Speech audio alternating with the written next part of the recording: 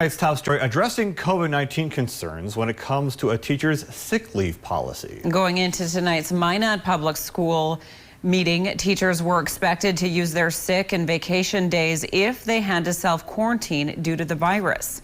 Carissa Stinchcomb was there and reports on the outcome. 27 days off sounds like a lot of time, but when you factor in the coronavirus, it's not. Lisa Clute from 1st District Health Unit says if you test positive, you have to quarantine for at least 10 days. If you're a close contact, it's 14.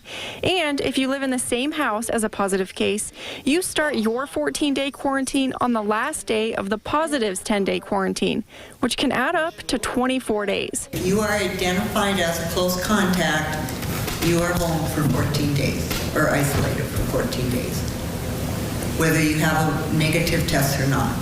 And I think that's important for everybody to understand. 10 of those days off come from the Family First Coronavirus Response Act, which does not go against teachers' sick leave. After that, they have to use their own personal days and sick time, and if they run out, they'd have to take unpaid leave. But at Thursday's meeting, the school board agreed to create a sick bank that staff could use only after they use all of their sick and vacation time. We want to keep our whole school family here whole, and I think this would be an opportunity to do this. Teachers can donate 1 day into the bank, and the goal is to make the time for others to be able to use up to 20 days for COVID-19 related issues only. I mean, it was nice to hear about the sick bank. That was news to me. If the sick bank becomes empty, teachers will be asked to put another day in. As of now, teachers aren't mandated to donate the days. The sick bank would expire on June 30th, 2021, and if a staff member can still work from home, they do not have to take any of their sick days. They could fulfill the duties of their job. They could be at home. They could pipe in a lesson into the classroom, and that would not count as days away. They would be working just remotely.